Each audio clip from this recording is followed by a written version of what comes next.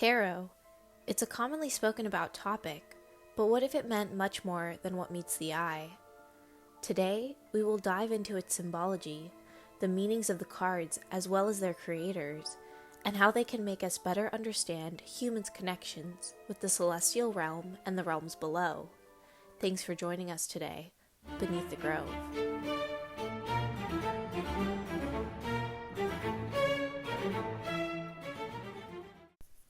Tarot was created by 18th century occultists and originated as a playing card pack, having 4 suits connecting to astrological and earthly elements: fire, water, earth, and air. The earliest origins of these cards date as far back as the 15th century, the oldest surviving cards being from Italy. The transformation of these cards' use from mere playing cards to channels of the divine did not happen until the early 20th century. The deck, which is the most common and usually modeled after in the 20th and 21st century, is the Rider-Waite-Smith decks, containing the 4 suits which are known as the minor arcana, and the major cards which are known as the major arcana. This deck was created by 2 occultists. Pamela Colman Smith is the illustrator of the cards. She was a known occultist and a painter, as you can see by her watercolor painting titled Blue Cat. Arthur Edward Waite was a mystic and occultist, likely the mind behind the framework and the connection of the symbology of the cards to divination. Both Smith and Waite were members of the Golden Dawn, a secret occultist society. Waite was also an author, writing a book on the history of magic and ceremonial magic. The powers of the cards come from their deep symbology with life, the divine, and the unknowns of the subconscious and the treasures that it can unlock. The first known tarot making its appearance in a time when magic, alchemy, and necromancy were being explored and practiced in Europe may be another reason for the card symbology, presenting another layer of mysticism in the everyday activities of the wealthy. Occultist and alchemical strategies were being used to turn base metals into gold, to transform human energies into divine ones. Waite and Smith also had a deep understanding of the balance with the divine, and therefore the cards. Here are excerpts from their writing. Light is the left hand of darkness, and darkness the right hand of light. It's a simple quote, but it expresses the duality within the use of the divine and its combination with earthly life. Tarot is designed for us to take a more deliberate and conscious approach to the seen and unseen realities within our lives. When a person involves himself in the outer world, he suffers from the illusion that he is living life on the active principle. This is because we confuse doing things with action, but real action, as opposed to pointless movement, always brings meaning and value to our lives. Such action comes out of understanding. Otherwise, we remain truly passive, machines being pushed from one event to the next, with no understanding of what causes us to do the things we do. Tarot is designed to create a connection between the value of our lives and the celestial realm, to provide reason to the path each of us walks. Tarot is typically read in spreads.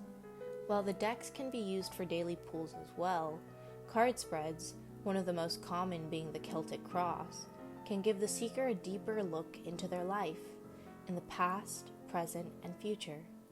Assessment in tarot is dependent on the placement in the spread, and if the card is upright or reversed. The number on the card and the suit also participate in understanding the full reading. Intention, intuition, and a clear consciousness are all necessary when attempting to do a personal reading, or one for someone else. The major arcana are the cards that represent times of major transformation, transition, and in some ways rebirth. When laid out in order, the Fool being the first, and the World being the final, they are divided into 3 groups, 0 to 21, 2 groups of 7, and 1 of 8. Each group or phase of cards represents a phase of life. According to the creators of tarot, most people do not continue developing their spiritual and subconscious beings past the first phase. The third phase is the hardest and darkest of the three. Today, we will take a dive into the first set of the major arcana. The first phase is in some ways a beginning to understanding the figures that are usually in each of our lives. A religious figure, a motherly figure, a fatherly figure, and the desire to connect our earthly selves to the celestial realm. Having a full understanding of the first phase brings you to life's riches, but ones that are focused on earthly ties. It is not until the subsequent phases where one is truly able to be unveiled, knowing the truths of the universe. The Fool appears at the edge of a cliff. There is a white dog next to him, illustrating his carefree spirit, symbolizing loyalty and protection. There is a sense of naivety to the card, but also a theme of freedom, as his face tilts up to the sun and sky. If the card is upright, it speaks of courage and optimism, urging the seeker to have faith in themselves and life. At difficult times, when one comes under pressure from those around them to be practical, the Fool reminds us that one's inner self can best tell us what to do. It also signifies beginnings, courageously leaping off into some new phase of life, especially when that leap is taken from some deep feeling rather than careful planning. If the card is reversed in the spread, it symbolizes a failure to follow one's instincts, not taking a change at some crucial time because of fear, or depending too much on plans and the practical advice of others. The seeker may be lending themselves to recklessness, wildness, or crazy schemes. These are the opposite of overcaution, but they originate from the same weakness, a failure to act from the inside. The reckless person superimposes a conscious or artificial foolishness on his life, both because he does not trust the unconscious to act as a guide, but he is also afraid of doing nothing. Overall, it's an awareness that great changes must be taken only at the proper time. There are times when caution is needed, and times when it is better to do nothing at all. In summary, the Fool represents that the attitude and action to be taken in a situation heavily depends on context, but fear of a situation is never the correct path. The Magician is the first of the major arcana cards. It shows a man with one hand up and one hand down, representing the combination of earthly and celestial energies. The meanings of the magician derive from both hands, the one which receives the power and the one which directs it. The infinity symbol above his head, connecting with the universe and spiritual being, relating to the number 1, which means God. His table contains all 4 of the minor arcana suits, displaying a harnessing of earthly energies, knowledge of the physical, and in turn a better connection with the spiritual. The upright meanings of the card show an awareness of power in one's life or spirit, or a simple excitement in possessing them.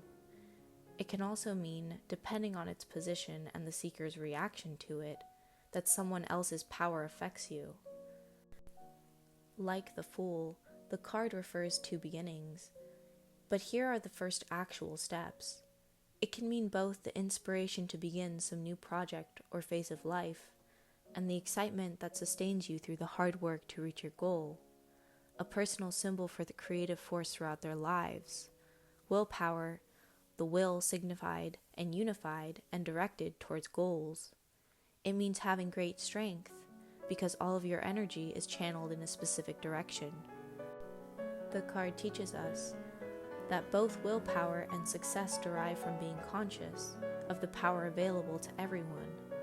Most people rarely act. Instead, they react, being knocked from one experience to the next. To act is to direct your strength, through the will to the places where you want to go. The reverse meaning of the card is a retreat from feeling, either rejecting your emotions or attempting to suppress your desires. Instead, you should accept them, taking accountability for having such feelings, and eventually feeling gratitude for what you learn.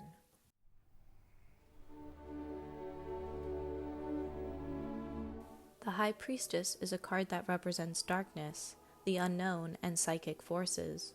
This is represented by the curtains hanging behind the woman. Adorned with a complex pattern, it is evident that you are not seeing everything which is present. Numerically, the number 2 represents the woman. This symbology being carried further with the moon.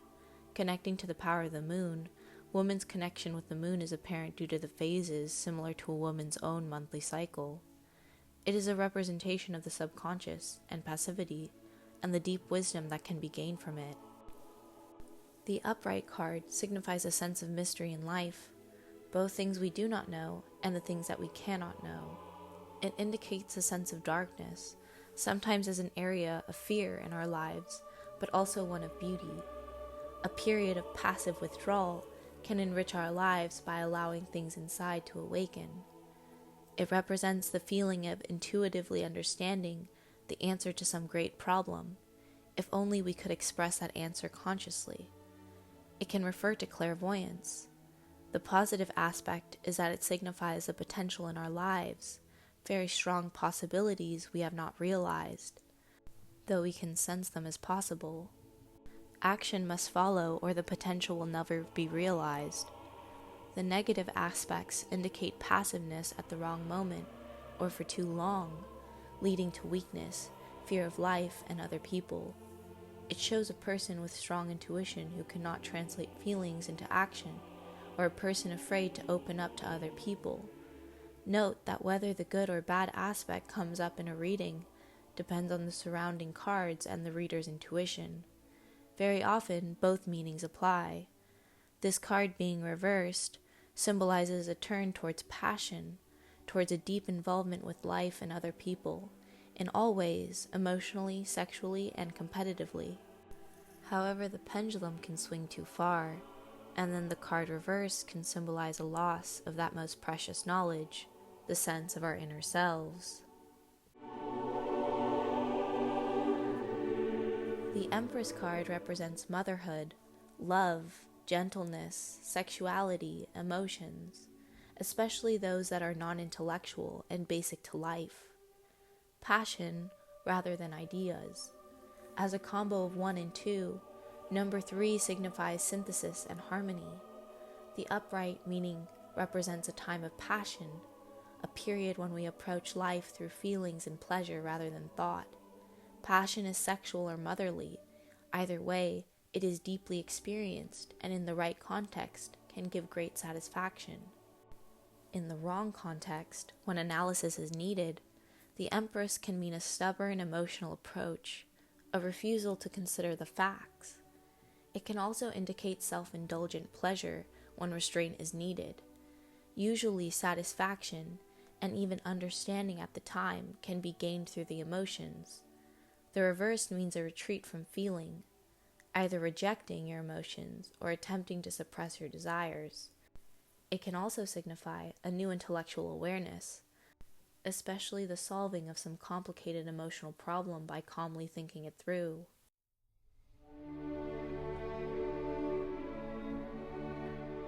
The Emperor card symbolizes the laws of society, good or bad, and the power that enforces them. In the Emperor's best aspect, he indicates the stability of a just society that allows its members to pursue their personal needs and development. In its negative aspect, it represents the power of unjust laws, where stability trumps morality. The Emperor is cold and stiff, representing the sterility of a life governed by rules. When upright, it represents the power of society, its laws, and especially its authority to enforce those laws. The appearance of the trump indicates an encounter with the law. It can also represent a time of stability and order in a person's life, hopefully opening up creative energy. The stability is also represented by the number 4, representing security and materialism. At times, the Emperor can indicate a specific person who holds great power, either objective or emotional, over the seeker. This can be a fatherly figure or a lover. When reversed, it represents that figure's complementary qualities, benevolence and compassion, a new life in a stony desert. The pendulum can swing too far, and reverse Emperor can signify immaturity and the inability to make harsh decisions and carry them through.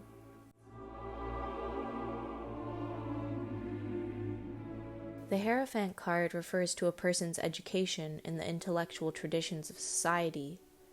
It can also represent an outer doctrine, the place to start in creating a personal awareness of God. Alternatively, it can also relate to religious doctrines, with moral codes and explanation for life's most basic questions, holding opposing poles of life in balance. The number 5 represents change, and in some cases struggle, disharmony, and personal growth. An upright card signifies churches, doctrines, and education in general. The card can indicate orthodoxy, conformity to society's ideas and codes of behavior, as well as more subtly, a surrender of responsibility. It connects to our inner sense of obedience. Society builds its intellectual traditions over hundreds of years. Those who accept that tradition receive from it a standard by which to judge new ideas and information. Those who reject it must find their own ways and can get lost in superficial ideas. If you leave tradition, you have to accept the responsibility of truly finding your own way. The reverse card can mean unorthodoxy, especially mental, meaning the seeker is forming original ideas. It can also mean gullibility.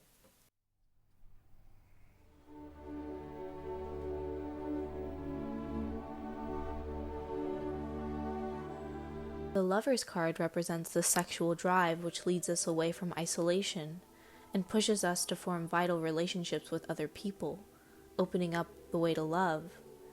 Through love, we achieve a unity with someone else, and we are given a glimpse into the greater meanings and deeper significance of life. The man and woman can glimpse the vision of the angel together. Signifying the importance of love in a person's life and to a specific lover, the card is very often connected to marriage or a long-term relationship. The number 6 signifying harmony and balance. The card implies that a particular relationship has been or will prove to be very valuable to the person, leading him or her to a new understanding of life. If some specific problem is being considered in the reading, then the Lovers indicates help in some way, either practically through the lover's assistance or through emotional support. But this is not always true. The Lovers in the position of the past, especially in relation to cards indicating a refusal to look at the present situation, can indicate a crippling nostalgia for past love. When reversed, the card shows weakness and block, or warns the seeker that it can be destructive love, particularly representing a bad marriage. It also refers to romantic or sexual problems that dominate a person's life, either from difficulties with a specific person, or because the person finds love simply a great problem. It can mean romantic immaturity, the prolonged adolescence that keeps some people involved in childish fantasies long after their bodies have fully matured.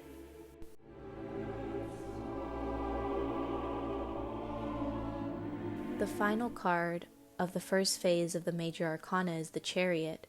You can see a man adorned with riches, a golden chariot holding him up. The core to this card is the idea of will and victory.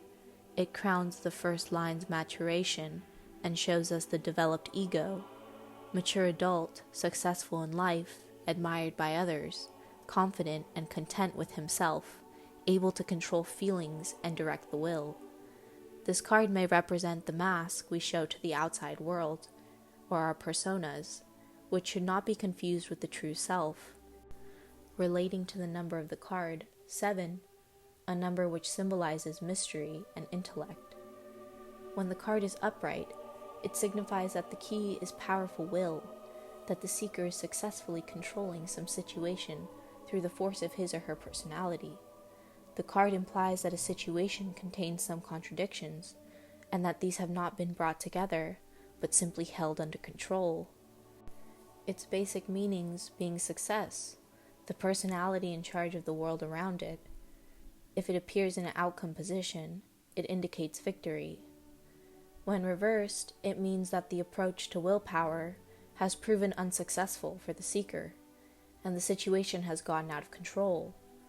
Unless the person can find some other approach to the difficulties, they face disaster. Willpower alone cannot always sustain us, and sometimes a different method must be taken. This concludes the first phase of the Major Arcana. If you are interested in another video covering the second and third phases, be sure to like and subscribe to our channel. Thank you, and see you next time here beneath the grove.